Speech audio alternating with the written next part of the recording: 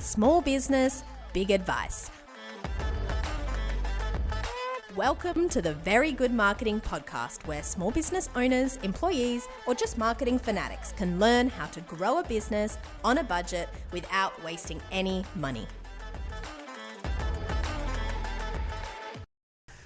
Welcome to the Very Good Marketing Podcast. My name is Shannon and I am here with small business marketing consultant and expert Amy Miosevich, and today we are going to continue to explore each stage of the Very Good Marketing Framework. Amy, last time we spoke, we talked about how to attract people to your business and to turn strangers into visitors. So then how do you make those visitors take action and take the next step? Okay, so we talked about the channels last time, but now we are going to talk about the marketing message. And you can choose whatever channel you like as a business, but actually convincing people to take that step, make that click, that is all to do with how you're convincing them that your products or services are going to solve a problem that they have. So that is all about your marketing message. And your marketing message it's a really interesting concept because a lot of small businesses try and create or craft a message that is either too complex, it has insider language, it may be too clever. It's really odd. If you were going to see a Facebook ad or a Google ad and you're trying to fit everything you know about your products and services into that little bit of text or that little image, it can often make the marketing message lose its effect. It's so hard to simplify like your entire business and all the amazing things into this one tiny little marketing message and this really short amount of time you have to deliver it. So it's quite an interesting exercise as a business to practice in the context of discipline, I guess. You need to remember when you're creating this message at the very start of your marketing system that the purpose of your marketing channels and the messages you use on there isn't to convince someone to buy your products. It's just to convince them to take the next step, which is to click and to visit your website. And your website has then a purpose to convince someone to become a lead or to inquire with you. So you can't fit everything into the start. It's not all just hanging on that one message. No. There are other things that will come into play that will then encourage the stranger or visitor to become a customer. Yeah, exactly. So you can't fit everything in. So now we have this opportunity to craft a message that's going to entice someone to go a little bit further. And that's really about, I think, simplicity. It's about plain speak, and it's about identifying the problems that your customers have so that you can solve them. So it's an interesting one to sit down and do. It's a really, really important thing I think businesses need to consider regardless of what channel they're using. And it's quite funny, actually. If you've seen Google ads, Google pay-per-click ads at the top of a search engine, the words are often not very convincing at all. But you click on them anyway because there's this expectation that you're going to go to their website and learn more about the company. But the wording that someone might use on a Google ad says, locksmith services, this suburb, get a free quote, inquire now. It's actually quite basic. It's not very descriptive. It's not overly sales pitchy. No. I found for me as a consumer, the best posts that I see or the best ads that I see aren't filled with jargon. I can clearly understand even if I have no idea about what the subject matter is. And I think that's something that I try to replicate for our clients is to cut through.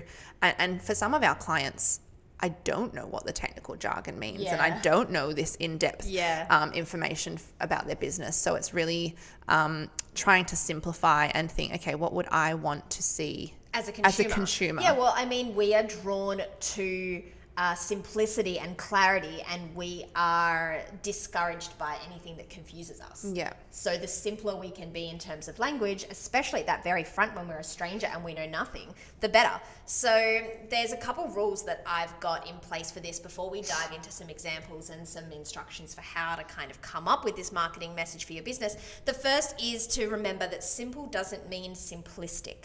So it's often the case that if you can boil down a big, complicated concept into something really simple, it's better. Not a lot of people can do that, and we've met a lot of clients along our journey that have really complex products and services that struggle in putting it into layman's terms, I guess, because they think it will deplete the magnitude of the work that they've done over their lifetime and put into these products and the complexity of them. But it's not the case at all. So that's my first rule. The second rule is that there's always going to be sacrifices, I think, when you're trying to come up with like a 1 or 2 sentences to give to strangers. You're not going to be able to fit it all in. It's going to be really hard to kind of choose what's important and what's not. But you've always got the opportunity to test different messages and see what works. I was just about to say, just because you've picked one particular topic or area of your business for one message doesn't mean that that's what all of your messaging has to be about. You can have one message for I guess like a product that you're selling, and then another message could be about your company, whether it be your values or your service delivery or something that sets you apart, so your unique selling point.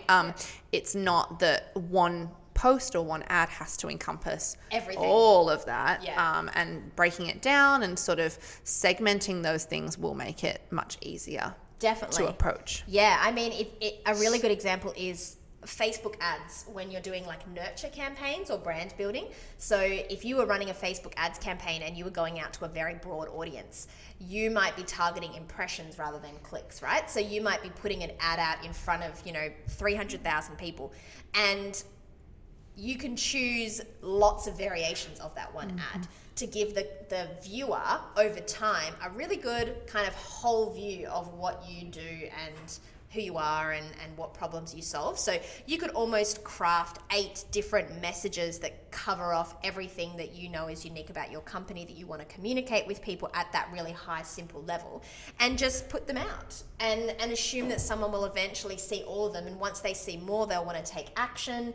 And that's a really good way of thinking about your marketing message, is that you don't just have to pick one thing. You can pick a few different pieces, but not put them all together at once. It's almost like a drip feeding method. Definitely, yeah. So the last thing that I want to mention, and we use this a lot, is if you're in a market that may be quite saturated, if you ever think about your business, there are a lot of things you know how to do. So if you're an engineering company and you do balancing, you do some machining, fabrication, you know how to do those things. But being known for something is different to knowing how to do something.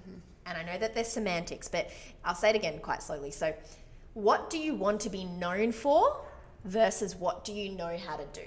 And sometimes when you're coming up with a marketing message, if you think about that really carefully, it's going to make it a lot easier to put certain things front and center, especially if you're in a market where there's lots of different people kind of competing for the attention of your customers. So for example, at our agency, we know how to build websites and we know how to do social media, we know how to do SEO, but we're known for small business advice, I guess.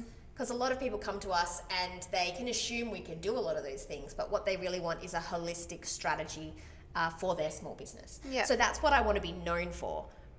But we know how to do a lot of other bits and pieces. So I guess with what you're saying, I guess that's where brand and reputation sort of come into this whole conversation as well, because what you've just mentioned there is your company's brand. That's Lumos's brand, and that's our reputation, is to deliver this service to small businesses and not just to deliver web development or SEO or Google Ads. It's the holistic view.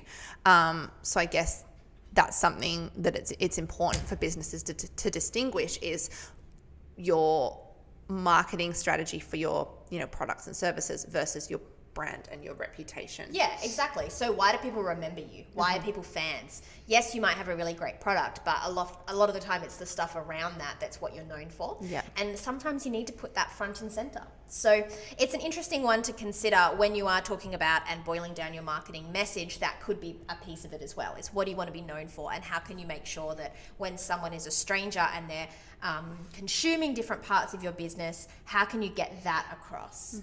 So they're really the main kind of 3 things I want someone to come into this exercise with or keep in mind, because it's really hard to kind of pick a message you want to put out there to strangers.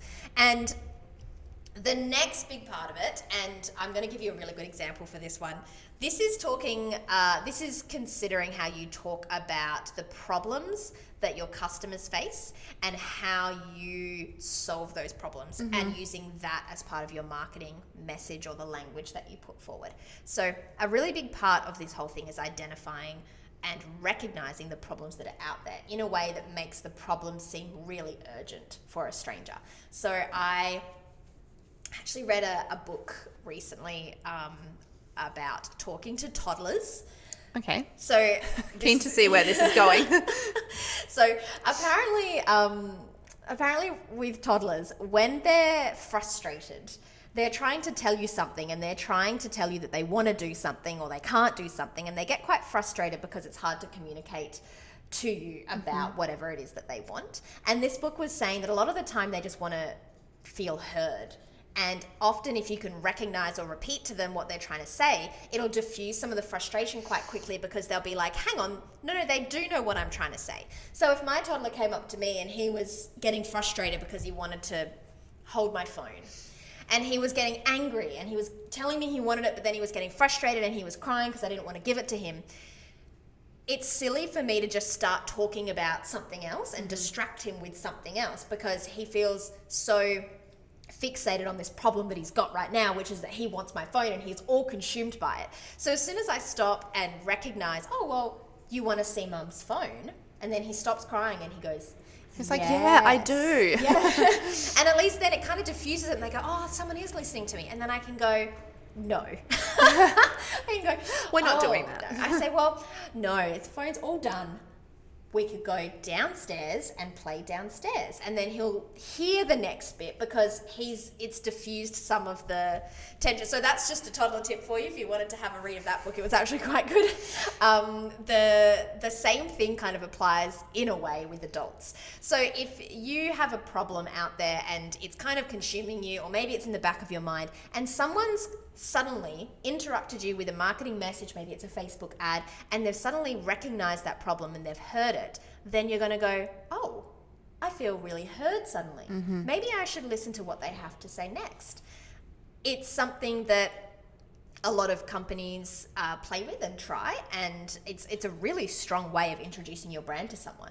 So we use a framework in a lot of our copywriting by Donald Miller called StoryBrand, and his framework talks exactly kind of about this. So as part of a marketing campaign and setting up your marketing message, you need to consider and recognize and acknowledge and put front and center what a problem is that a customer is facing, so that when you talk about it, you can then introduce your solution to them in a way that makes them feel really heard and understood. So the example that I've got, and this is not a toddler example now, this is a real example. So I swapped banks recently, maybe a year ago. And the reason that I swapped banks is because I saw a campaign by this particular bank that recognized this internal problem I didn't know I had about my current bank. But once I saw it, I thought, oh gosh, yeah, that would be great. That is something that I'm really struggling with. I didn't realize. And the ad that they put up was, and this is something else to really think about, the ad they put up wasn't, we store your money securely, because that's what a bank does. That's the problem that they solve. That's an external problem that they solve. So that's an obvious one, right? But what they had on this billboard that was on the freeway was they, and I've got it written down somewhere, gain total control of your money.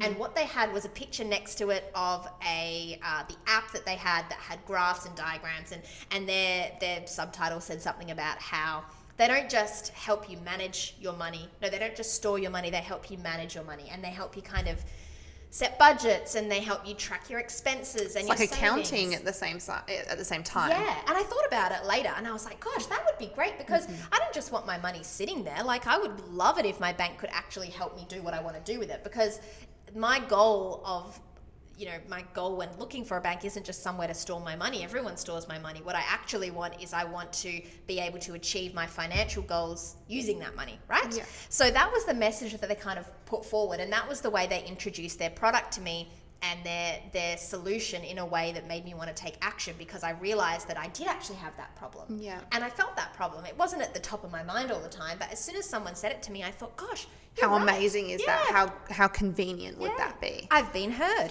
So that's an example of how a company's gone, okay, well, what are the problems that people are facing? Yes, okay, I understand. Big picture, externally, they need somewhere to put their money. But what other problems might they be facing? And that's something that they've gone and put front and center, and it's worked really well. Yeah.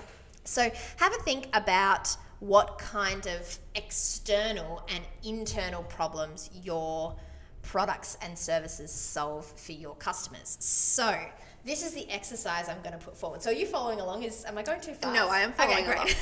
I might look blank. I'm just listening. No, that's okay. So it's a really good way to start this whole process by maybe sitting down or getting into a bit of a group and brainstorming all the problems that your customers face, and start kind of external. So start obvious. So if you sold smoke alarms, the problems that you solve are that if someone doesn't have a smoke alarm, they need a smoke alarm, right? They need to be able to detect if there is fire. That is an external problem that someone has. But then I want you to get a bit deeper and go, all right, well, what internal problem is my product and service solving? So for a smoke alarm, it's not really about being alerted. It's about safety and peace of mind. And what you're actually selling is peace of mind that your family is going to be safe if there is a fire. So that's actually what you're selling. You're not selling this physical product that has an alarm. You're selling peace of mind. And that's where the marketing message can start to be shaped. And your products and services become the solution to that.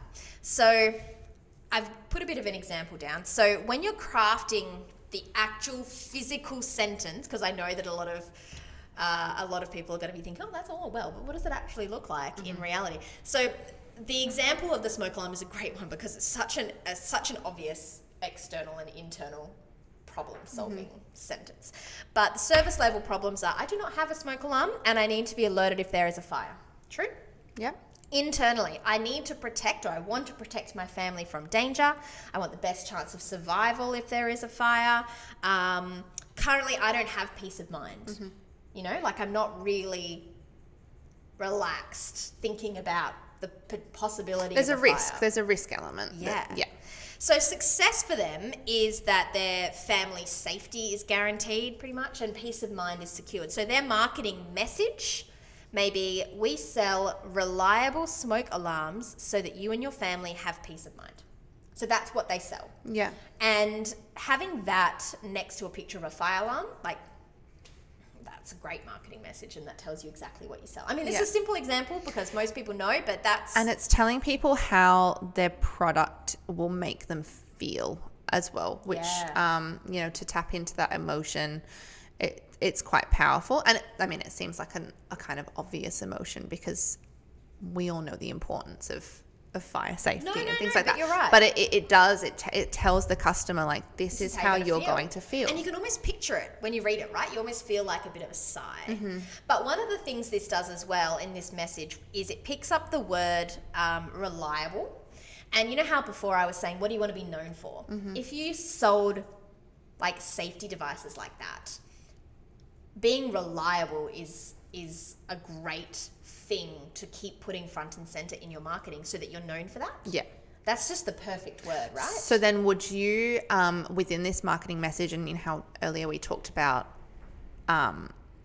building that brand and reputation, would you use the word reliable repeatedly across your messaging to kind of get that across to your customers? Yeah, I mean, if that's something you want to be known for versus something that you know, then definitely keeping it across any marketing message that you use means that a lot of people will start connecting that with your business. And if you can back it up, Like if you can start going, okay, well, that's what I want to be known for. So how can we prove that it's the case? So maybe it's like you adapt your product so that it really is 100% reliable, and you start doing tests and case studies, and you run certifications, all that stuff that actually backs it up. That's the thing that's going to help people connect it. And you might end up having another marketing message beyond that says that actually has the stat. So 100% of our smoke alarms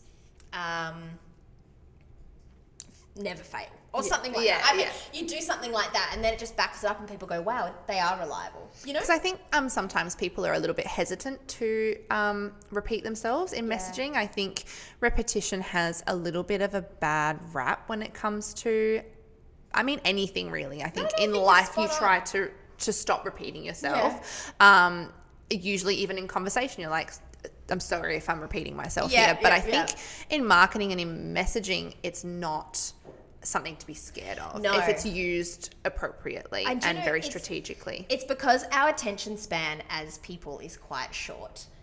So you don't think that all because someone's seen something once, they're going to get sick of it if they see it again. Because the reality is they're probably completely forgotten about it. Yeah. And they don't, no one really cares. And if they do see it again, and it might click in their mind like, oh, that's that brand that have the reliable smoke alarms. Exactly. And then, they might see it again a third time in a few months' time. And then when their smoke alarm dies or whatever happens, they might think to themselves, there was that brand with the really reliable smoke alarms. And that's, a successful mission. Definitely. In my opinion. That's the whole point of what you're trying to do. Yeah, and I think you're honestly spot on. I think because when you're in the business and you see words like reliable, you're kind of getting sick of it because you're like, oh, the same messaging, all I feel like we're not being creative. Mm-hmm. That is one of the biggest mistakes that you can make, is think that creativity is more important than simplicity.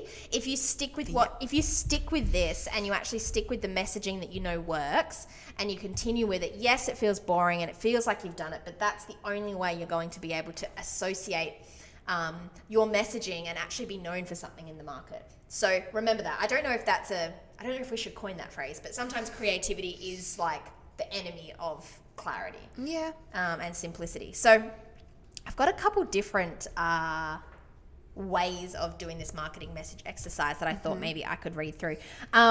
We work with a company that sells gyroscopic stabilizers for super yachts, which is a big sentence. It's huge. Yeah, but they sell a device, a machine that you put in the bottom of a big boat to stop it rocking. And did you know that existed? Obviously you do. I didn't, though. Before I started working here, I had no idea. So it's crazy. So obviously boats rock, they make people sick, whatever. But you can put this gyro stabilizer inside, and the torque will offset the rocking of the boat, and it'll make the boat stable. And this is just, your left to right kind of rocking. So, and it's an interesting one because the product itself is quite complex, and this particular company also very niche. It is niche, yeah. But they get in the habit, I think, of trying to distinguish themselves from competitors front and center. And what I mean by that is there are competitors that have similar products, and what they do is they try and make their marketing message like more torque than any other gyro stabilizer, right? And that's okay down the line, maybe, once you've got someone that's comparing products. But front and center, we stop your boat from rocking. It's got to be simple. So the surface level problem someone has. My boat rocks. Being on the boat makes me seasick. I cannot go out in rough weather because it's too rocky. Mm-hmm. Internally, I would like everyone on my boat to have a pleasant time. Yeah. I can't explore locations that I want to because the weather's too rough. And if the weather suddenly changes, the boat ride will be very uncomfortable, right? Success is all days are good boating days. No one suffers seasickness, and comfort on board is always guaranteed. So that's what you want. Internally, you're dealing with these problems where you're like, oh, the unknown, like you're constantly checking the weather apps, that kind of vibe. So the marketing message, stop your boat from rocking so that you and your guests enjoy every minute on board. And that is something that a super yacht owner would probably be really interested in, right? And that's as simple as it needs to be, especially at this very front end, because what's going to happen is someone sees that. And even if they are aware of your competitors, they'll go, oh, another company that does this. Let me look further. And then once they're on your website and they've clicked, they have the opportunity to discover these USPs. They set themselves apart. Yeah. Exactly. So that's a really good example of that. And I've got one more example, if you're keen to hear it. Yeah. Okay, so this is for a company that stages homes for sale with furniture. So if you're selling a house, you've taken your furniture with you, you've moved out, this company puts furniture, I was going to say fake furniture, real furniture in your house for you so that when potential buyers come and see it, it looks really nice. It actually looks like a home. And it's actually a fairly new thing in the real estate market. I have seen it so much in movies Yeah. that I thought that it was super common. Yeah, but it's actually not. But apparently not. And I mean, it costs money and all that kind of stuff, but it actually makes it, real estate agents, it just makes a massive difference because you can actually kind of picture yourself inside the house, right? So furniture companies that do this, furniture stagers, they're dealing with a surface level problem of we need to sell our house. The house does not look its best without furniture, which lowers the chances that it will sell. And we need furniture quickly. Often that's the case. You need it next week because you've moved out and the furniture needs to come in and you want to get rid of the house and ASAP. Internally, if we do not sell this house, then we will be letting our customers down. So this is an example of a company that's selling. So this is the target market is a real estate agent. We don't know anything about setting up furniture to sell a house. We may miss the perfect buyer if the house doesn't feel like a home. So they're internal problems that either the customer, so the person selling the house, or the real estate agent might be facing. Success. There is furniture in the house that suits it well and shows off all the house features. The house is sold quickly and clients are impressed, and no hassle and absolutely no stress for the owners of the home. So that's what success looks like. So the marketing message that I've drafted is show off your property with our hassle-free furniture hiring and styling service, a guaranteed way to sell your home faster. It's so simple. Like it sounds so obvious when you say it, but it is a process to get down and drill it down to that one simplified message. And again, like I think so many businesses would see that one particular message and think that they have to jazz it up. No, we have to say this and we have to include this, and we don't just style it. It's not just a hiring and styling. We also do this and that. But really, at the core of what you're trying to do, this is the message. And the interesting bit I'd like to mention about the last few message examples I've given, and this is the last thing that I think we'll finish on for today. I'm going to read this again, and I'm going to read you another example of what you may have seen online. So show off your property with our hassle-free furniture hiring and styling service, a guaranteed way to sell your home faster, right? This is another example of what this company might have done. We have the best furniture that is guaranteed to make your home look great. We can help you really quickly, and we can guarantee your home is going to sell. So the difference between these two messages is the second one I've read out. We have the best furniture and show off your property better. They're two different ways of telling the same story. One of them focuses on the company that provides the furniture. We have the best furniture. And one of them focuses on the success of the customer. Show off your property better, right? So one of Donald Miller's, I guess, keystone messages in his framework Story Brand talks about positioning the client or the customer as the hero of the story when you're putting together your marketing messaging. And this is really important because as soon as you put yourself front and center, so we have the best furniture, or we make the best gyro stabilizers, or our products are fantastic, or our smoke alarms are guaranteed to work, you stop connecting with the customer and their problems and their version of success that they're going to have in the future. So if you position yourself as the hero, you can almost seem like you're a bit too full of yourself and you're the hero of the story. And no hero of their own world, and let's be honest, everyone is the hero in their own story. No one wants to compete with another hero. So how can you make it so that the whole purpose of your company is to support another hero on their journey? So if your purpose as a furniture styling company is to help your customer, help them sell their home faster and make their home look nicer for the context of selling it, then you need to make sure your language talks about that. As soon as you start using the words like we or our or my or all this kind of stuff right at the front, it can seem quite separate from this outcome at the end that you're trying to sell. So does that make sense? I think it reminds me of that example you used with relating to the toddlers, funnily enough. But, you know, that message putting the customer first and saying like, this is what we can do to help you. That's kind of reaffirming like, I see you, I hear you, I know what you need. This is what I can do to support that.